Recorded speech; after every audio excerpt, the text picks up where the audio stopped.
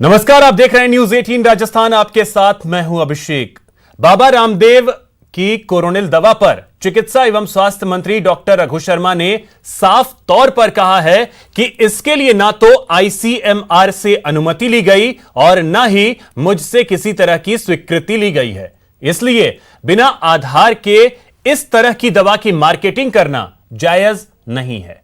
साथ ही उन्होंने कहा कि सरकार आयुर्वेद के खिलाफ नहीं है। प्रदेश भर में लोगों के इम्यून सिस्टम को बढ़ाने के लिए आयुर्वेद विभाग की ओर से इम्यूनिटी बढ़ाने के लिए काढ़ा वितरित किया गया है, लेकिन इम्यून बूस्टर को दवा के रूप में प्रचारित करना गलत है। हमने प्लाज्मा थेरेपी यहाँ शुरुआत की तो आईसीएमआर से परमिशन लेके की। बिना प्रोसीजर को फॉलो किए हुए कोई भी क्लिनिकल ट्रायल मैं समझता हूं लीगल नहीं है। अगर उनको आईसीएमआर ने परमिट किया है तो फिर आयुष मंत्रालय ने रोक क्यों लगाई? उत्तराखंड वाले स्पष्टीकरण दे रहे हैं कि हमसे तो इन्होंने इम्यून सिस्टम बूस्टअप करने की परमिशन ली थी, राजस्थान सरकार ने कोई परमिशन दी नहीं है।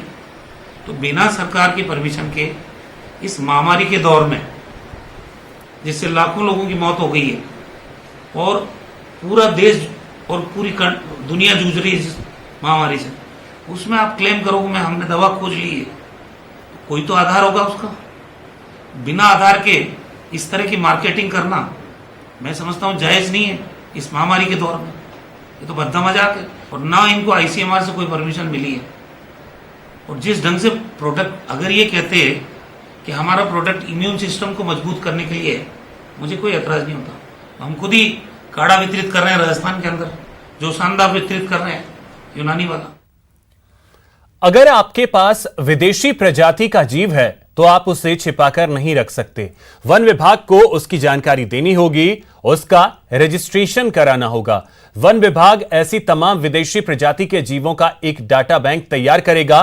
मामले में वाइल्ड लाइफ क्राइम विशेषज्ञ वेंकटेश मूर्ति से बात की हमारे संवाददाता अरबाज अहमद ने। प्रजातियों को रखना अब बहुत आसान काम नहीं होगा। एक्सोटिक से मतलब है वो विदेशी प्रजातियां जिन पर भारत का जो कानून है, खासतौर पर जो वन्यजीव संरक्षण अधिनियम 1972 है, वो उन पर लागू नहीं होता था। विदेशों से आने वाली इन प्रजातियों को लोग शौकिया अपने घरों पर रखा करते थे। क्या एडवाइजरी है, क्या प्लानिंग है, क्या कानून आप बनाने जा रहे हैं और उसका क्या इम्पैक्ट होगा? अभी रिसेंटली गवर्नमेंट ऑफ इंडिया ने एक एडवाइजरी इशू किया for dealing of import of exotic species of India on declaration of stock. ये उनका एडवाइजरी है। इस एडवाइजरी में जो साइटिस लिस्टेड है, साइटिस में अपेंडिक्स 1, 2 और 3 इसमें लिस्टेड है स्पीसीज है, वो एक्सोटिक स्पीसीज होते हैं। वो स्पीसीज को इंपोर्ट करने के टाइम में अपना इंडिया में जो प्रोसीजर हम लोग फॉलो करना, उसी तहत उन्होंने एक एडवाइजरी इशू किया। इस एडवाइजरी ये वॉलंटरी डिस्क्लोजर स्कीम है। पहले ये लोग जो डीलर्स है, ओनर्स है, they have to come out with voluntary disclosure. Yes, within 6 months अगर वो डिस्क्लोज करेंगे उसको डॉक्यूमेंट वगैरह देने के लिए जरूरत नहीं है। अगर आफ्टर 6 मंथ्स अगर वो डिस्क्लोज करेंगे सो ये पूरे डॉक्यूमेंट वो देना पड़ेगा। मतलब ये ऑनलाइन एप्लीकेशन करेंगे। ये ऑनलाइन एप्लीकेशन चीफ वाले वार्डन ऑफिस में आएगा और चीफ वाले वार्डन ऑफिस इसको रिकॉर्ड मेंटेन करेंगे, एक रजिस्टर करके रिकॉर्ड मेंटेन करेंगे और इसको ऑनलाइन सर्टिफिकेट इशू करेंगे। इनके पास इतना प्रोडक्ट है, इतना लाइव एनिमल लेके आया है, मेमेलियन स्पीसीज लेके आया है, ये इसको सर्टिफिकेट दे देंगे। आफ्टर दैट इसको फिजिकली वेरीफाई करना। सो अपना ऑफिसर है, फील्ड ऑफिसर से डीएफओ है, एसीएफ, उनको भेज करके इसको फिजिकली वेरीफाई करेंगे। वेरीफाई करने के बाद अगर इन एडिशन अगर वो लोग प्रोक्योर किया और कोई एनिमल्स मर गया और कोई इंटरनल ट्रेड करना चाहते हैं, उसको भी इंफॉर्मेशन देना पड़ेगा। अभी एडवाइजरी हम इशू कर रहे हैं और गवर्नमेंट ऑफ इंडिया पूरी तरफ कंट्रोल कर रही है। एक परवेश पोर्टल है गवर्नमेंट ऑफ इंडिया का, उस पोर्टल में ऑनलाइन एप्लीकेशन सब कुछ उपलब्ध है। ऑनलाइन एप्लीकेशन जो डिस्क्लोज करना चाहते हैं वो इसको यूज कर सकते हैं। कैमरा पर्सन यासीन अंसारी के साथ में अरबाज अहमद, न्यूज 18 के लिए जयपुर से। गृह मंत्री ने आपातकाल के जरिए कांग्रेस और गांधी नेहरू परिवार पर वार क्या किया? बचाव में राजस्थान के सीएम गहलोत ने एक के बाद एक ट्वीट कर सियासी जंग को चरम पर पहुंचा दिया। सीएम गहलोत ऐसे शख्स हैं जो इस वक्त कांग्रेस की ओर से बीजेपी पर सबसे करारा प्रहार करते हैं और जब आपातकाल पर गृह मंत्री अमित शाह ने सियासी घमासान की शुरुआत की तो वो भी मैदान में कूद पड़े। उन्होंने ट्वीट किया, यह कांग्रेस पार्टी है जिसने इस राष्ट्र के लोकतंत्र का निर्माण, संरक्षण और पोषण किया है। दक्षिण एशियाई क्षेत्र में भारतीय लोकतंत्र केवल मजबूत और समृद्ध लोकतंत्र है। इस राष्ट्र के 70 वर्षों के इतिहास में कांग्रेस पार्टी द्वारा निभाई गई महान भूमिका के लिए धन्यवाद। कांग्रेस के गुणगान के साथ साथ सीएम गहलोत ने गांधी नेहरू परिवार का इतिहास भी याद दिलाया और ट्वीट कर लिखा, बलिदान कांग्रेस के डीएनए में निहित है। नेहरू जी से आज तक स्वर्गीय इंदिरा गांधी ने राष्ट्र के लिए अपने जीवन का बलिदान कर दिया और बांग्लादेश को एक नया राष्ट्र बनाने में उनका योगदान हमेशा भारत की सबसे बड़ी कूटनीतिक जीत बना रहेगा और आने वाली पीढ़ियों के लिए याद किया जाएगा। इस देश के लोकतंत्र में उनका योगदान है।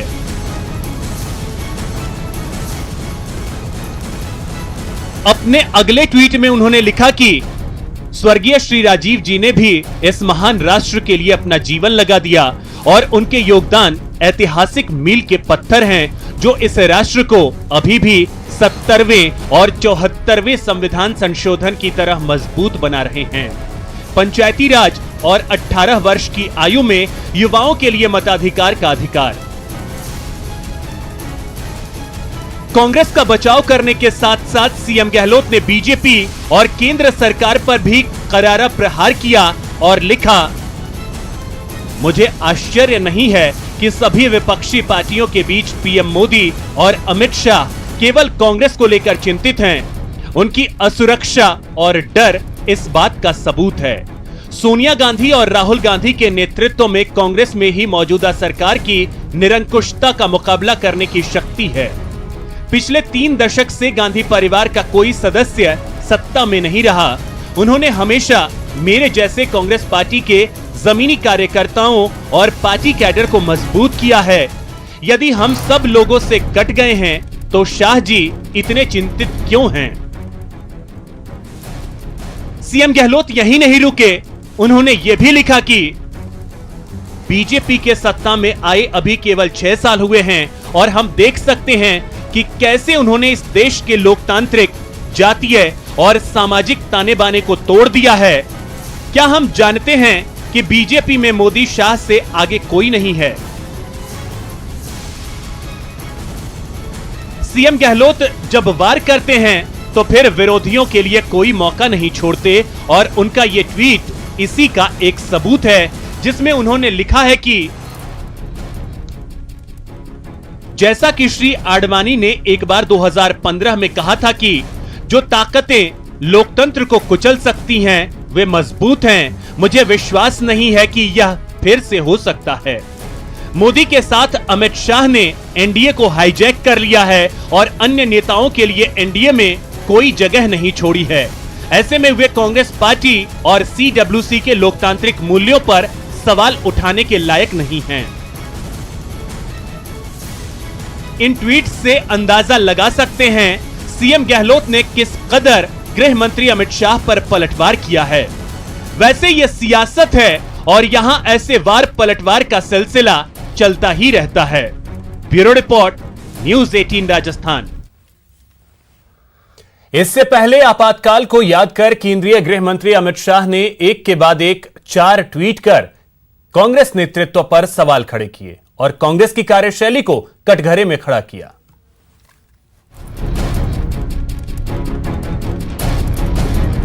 आपातकाल की 45वीं बरसी पर आज केंद्रीय गृह मंत्री अमित शाह ने गांधी परिवार पर ट्वीट के जरिए करारा हमला बोला। अपने पहले ट्वीट में शाह ने कहा कि 45 साल पहले इस दिन सत्ता की लालच में एक परिवार ने देश में आपातकाल लागू कर दिया। रातों रात राष्ट्र को जेल में बदल दिया गया। प्रेस, अदालतें, मुफ्त भाषण सब खत्म हो गए। गरीबों और कमजोरों पर अत्याचार किए गए। अपने दूसरे ट्वीट में शाह ने कांग्रेस पार्टी में अब भी आपातकाल जारी रहने का आरोप लगा दिया। शाह ने कहा कि लाखों लोगों के प्रयासों के कारण आपातकाल हटा लिया गया था। भारत में लोकतंत्र बहाल हो गया था, लेकिन कांग्रेस में लोकतंत्र बहाल नहीं हो पाया। एक परिवार के हित पार्टी के हितों और राष्ट्रीय हितों पर हावी थे। ये खेदजनक स्थिति आज की कांग्रेस में भी पनपती है। अपने तीसरे ट्वीट में शाह ने कांग्रेस नेतृत्व की कार्यशैली को कटघरे में खड़ा करते हुए कहा कि CWC की हालिया बैठक के दौरान कुछ सदस्यों ने कुछ मुद्दों को उठाया, लेकिन उन पर चिल्लाया गया और उनकी आवाज को दबा दिया गया। पार्टी के एक प्रवक्ता को बिना सोचे समझे बर्खास्त कर दिया गया। दुखद सच्चाई ये है कि कांग्रेस में नेता घुटन महसूस कर रहे हैं। अपने चौथे ट्वीट में भी शाह ने कांग्रेस पर हमला करना जारी रखा और कांग्रेस पर वंशवाद का आरोप मढ़ दिया। शाह ने कहा, भारत के विपक्षी दलों में से एक कांग्रेस को खुद से कुछ सवाल पूछने की जरूरत है। आपातकाल जैसी विचारधारा अभी भी क्यों पार्टी में है? ऐसे नेता जो एक वंश के नहीं हैं, बोलने में असमर्थ क्यों हैं? कांग्रेस में नेता क्यों निराश हो रहे हैं? अगर वो सवाल नहीं पूछते हैं तो लोगों से उनका जुड़ाव और कम हो जाएगा। बता दें कि 25 जून 1975 से 21 मार्च 1977 तक 21 महीने तक के लिए देश में आपातकाल लगाया गया था। तत्कालीन राष्ट्रपति फखरुद्दीन अली अहमद ने तत्कालीन प्रधानमंत्री इंदिरा गांधी के कहने पर भारतीय संविधान की धारा 352 के अधीन आपातकाल की घोषणा की थी। आपातकाल में नागरिक अधिकार खत्म कर दिए गए थे।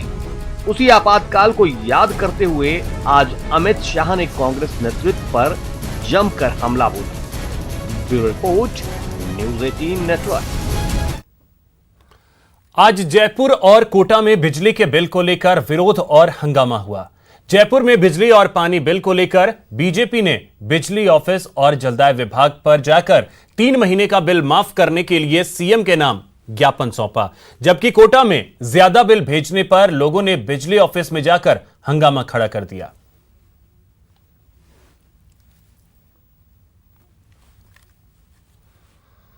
वहीं प्रदेश में आज अलग अलग जगह हादसों का कहर देखने को मिला। प्रतापगढ़ में ट्रेलर पलट गया तो बीकानेर में 2 बाइक आपस में टकरा गईं। वहीं टोंक में रफ्तार के कहर ने 2 लोगों की जान ले ली, जबकि अजमेर में बेकाबू ट्रक पलट गया।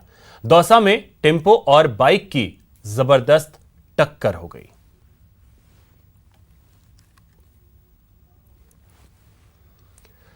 मौत कब कहां किसको अपनी चपेट में ले ले कोई नहीं जानता। जरूरत है तो सिर्फ चौकन्ना रहने की, सावधान रहने की। अजमेर से आइए एक रिपोर्ट देखिए। यह तस्वीर दिल दहला देने वाली है।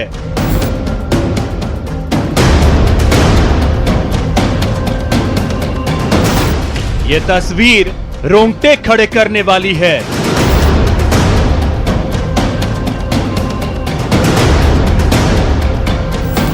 यह तस्वीर चीख निकालने वाली है।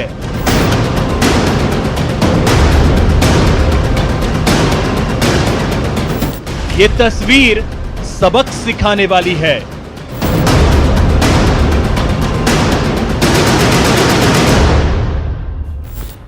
खौफनाक हादसे का यह सीसीटीवी फुटेज 3 मिनट का है।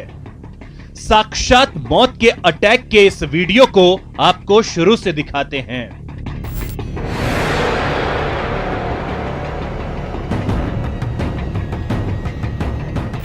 यह सीसीटीवी फुटेज अजमेर का है। यह महिला अपने घर के बाहर कुर्सी पर आराम से बैठी है। यह बाइक वाला इस महिला को दुआ सलाम करता हुआ आगे निकल जाता है।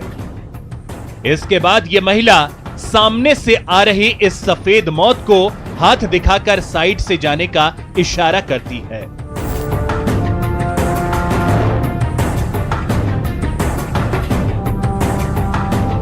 और फिर बेफिक्र होकर इधर उधर देखने लगती है, इस बात से अनजान कि मौत किसी इशारे को नहीं समझती। वो तो सिर्फ अपने शिकार पर फोकस करती है। करीब 40 सेकंड बाद यह महिला एक बार फिर गाड़ी वाले की तरफ इशारा करती है, यह समझाने के लिए वो क्या कर रहा है, गलत दिशा में आ रहा है। लेकिन जैसे ही यह महिला गुजरती है, धीरे से आती इस सफेद कार की अचानक स्पीड बढ़ जाती है।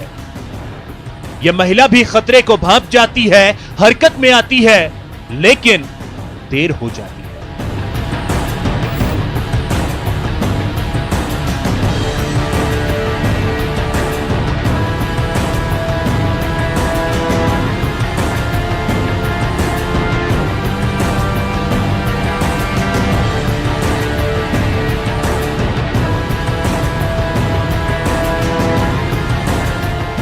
कार इस महिला को इतनी तेज टक्कर मारती है कि दीवार तक टूट जाती है।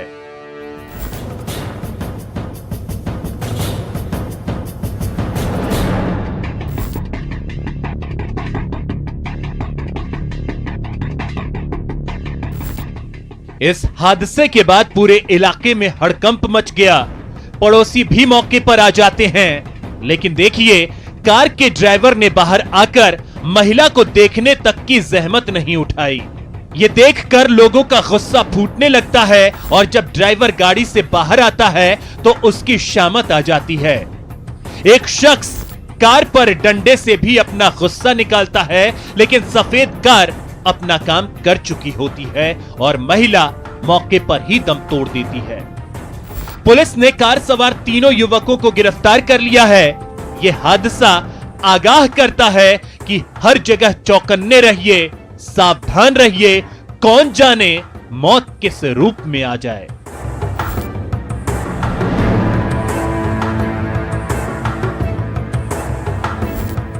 न्यूज़ 18 के लिए अजमेर से अभिजीत दवे की रिपोर्ट।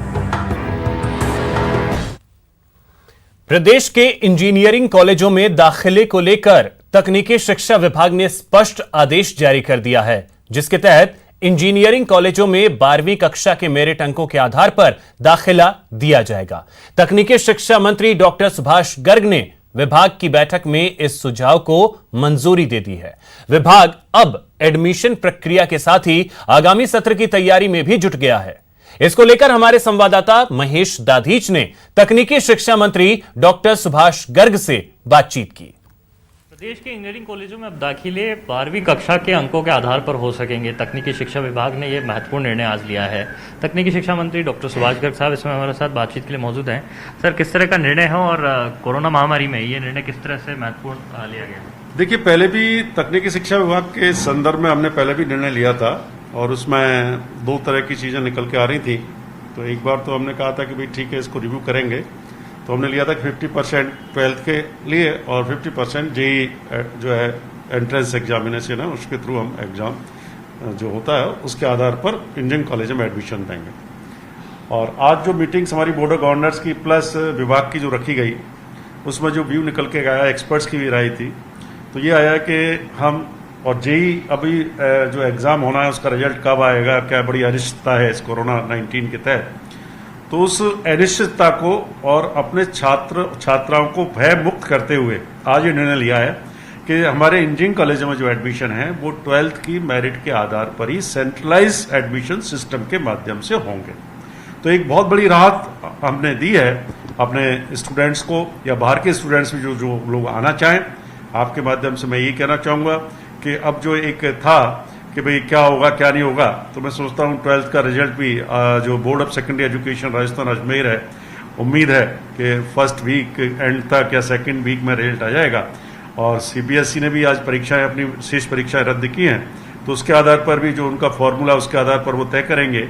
तो मैं समझता हूँ हम सेशन को जैसे कुछ होता है एडमिशन तो हम कर देंगे, डिपेंड होगा कि ऑनलाइन सिस्टम के थ्रू ऑनलाइन टीचिंग या ये कुछ होगा, ये भविष्य की परिस्थितियाँ ही बताएंगी। सेंट्रल गवर्नमेंट की जो भी गाइडलाइंस होंगी कि भाई कॉलेजेस को खोला जाए नहीं खोला जाए, बुलाया जाए छात्रों को नहीं बुलाया जाए, या ई टीचिंग के माध्यम से ही जो है टीचिंग जो है हम स्टार्ट कर दें। कैमरा पर्सन देवेंद्र के साथ महेश दाधीच, न्यूज़ 18 जयपुर।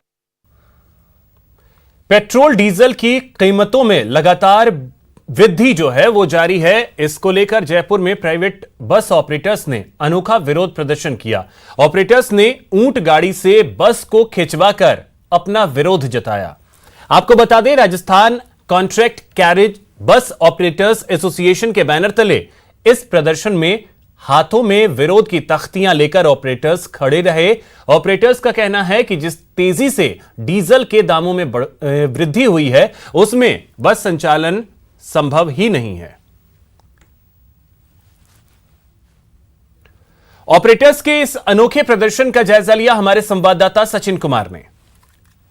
डीजल की बढ़ती कीमतों को लेकर आज all Rajasthan contract carriage bus operator association एक अनोखा विरोध का तरीका निकाला है। उन्होंने आज अपनी बसों को, ये जो ऊंट गाड़ी आप देख रहे हैं, इस ऊंट गाड़ी से ये लोग खिंचवा रहे हैं और इस यहाँ से खिंचवाते हुए एक सांकेतिक रूप से ये विरोध प्रदर्शन इनका लगातार जारी है। और इन्होंने मांग की है कि सरकार जो है वो एक्साइज ड्यूटी कम करे, कि तेल कंपनियों कहे कि वो जो क्रूड ऑयल के जो लाभ है वो खुद ना लेकर सरकार को दे, आम जनता को दे। तो कहीं ना कहीं ये जो विरोध प्रदर्शन है, आज अनोखा विरोध प्रदर्शन करें।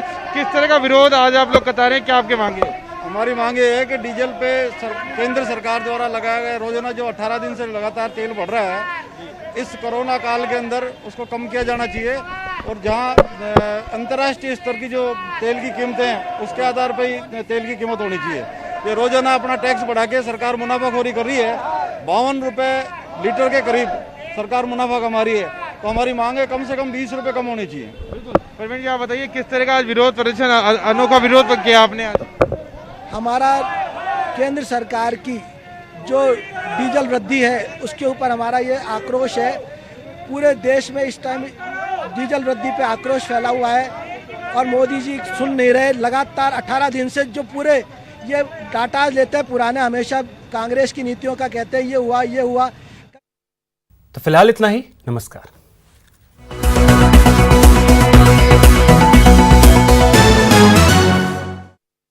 करेंगे आपसे हर बात, पहुंचाएंगे आप तक हर